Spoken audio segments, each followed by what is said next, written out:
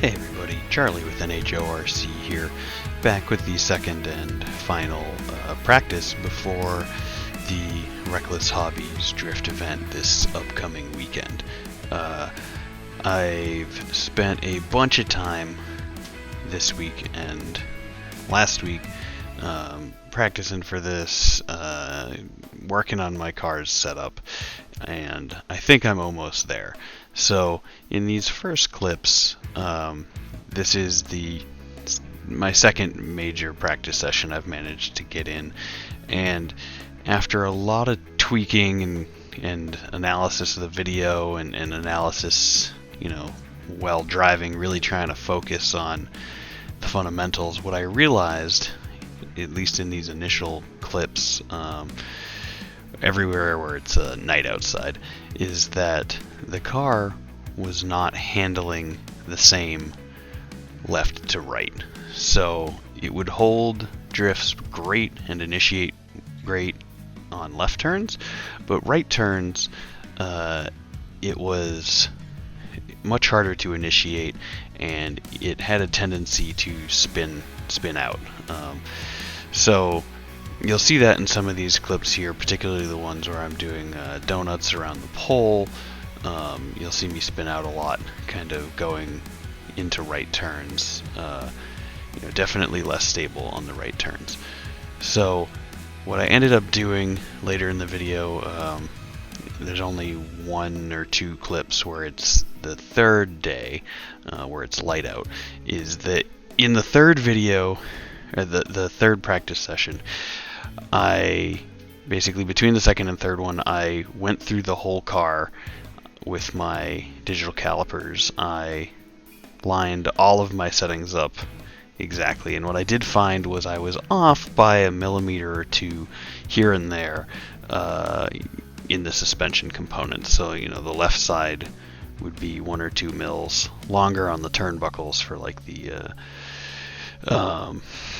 toe turnbuckles or the camber turnbuckles.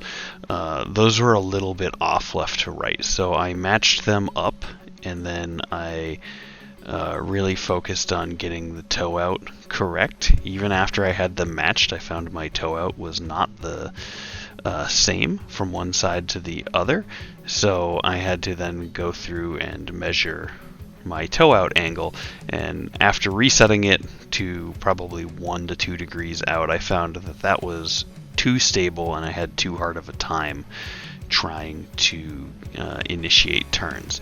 So in the final setup, I'm probably 3 to 4 degrees toe out on each side, so the wheels are facing away from each other, right?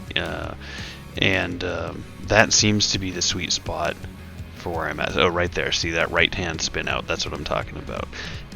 Like, I could do that turn going left, but not right. Anyway, so I've gotten the whole car straightened up. Everything is as close to symmetrical as I can get it with my current tools, and I'm pretty happy with how it's handling. I've got some tuning on the gyro. I think I've got it pretty close to where it needs to be, but given that on Saturday down at Reckless, I'm going to be on a whole new floor type and a whole new set of tires, I'm kind of just leaving it where it is for the moment, and I'm going to do my tuning there in person. There's like a 3 or 4 hour practice session before the comp, so I'm going to get there in the morning and take full advantage of that and really use that time to get the setup dialed in. I'm betting that the setup, being dialed in on a proper floor with good tires, will be a hell of a lot easier than trying to tune on my unpolished garage floor that's mostly level, but definitely has some problems on tires that are about half the thickness they should be. So here we're into the third day. This was Saturday, and this is after I have retuned the whole car. So at this point, my gyro is kind of all out of whack.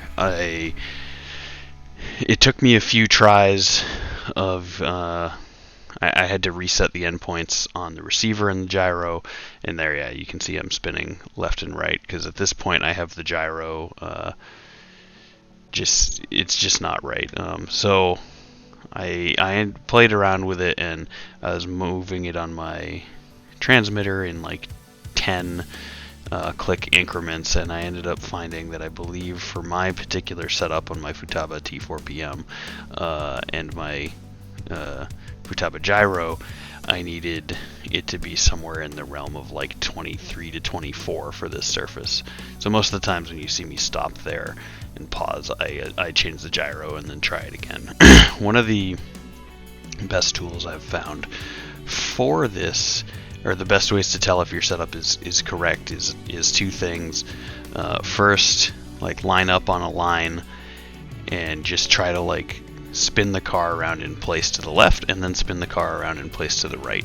That'll tell you if your initiation seems to be right. And then once you've got that pretty close, pick an object and start doing donuts around it. And you can try doing donuts where you're barely touching the thing. You can try doing donuts where you're staying, a foot away from the object, and that seems to help a lot.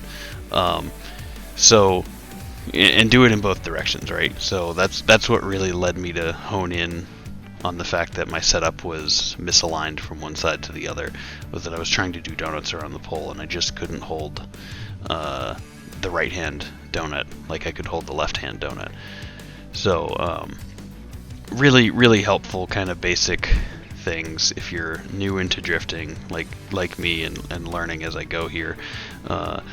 There's a fair amount of content out there about Drift RC, but when you really get into the nitty-gritty of like how to tune the chassis, the details are kind of sparse, honestly. Like you start looking at toe adjustment and stuff online, and you find a lot of stuff about towing race buggies, right? Like 10th scale race buggies or short course trucks and that kind of impact. There's only a few articles out there that I can find here and there about towing on drift stuff, and a lot of it is old, like 8 to 10 years old. Not necessarily that physics have changed in that time, but it's interesting that there's not anything newer since the rear-wheel drive drift scene has kind of exploded in the last few years here.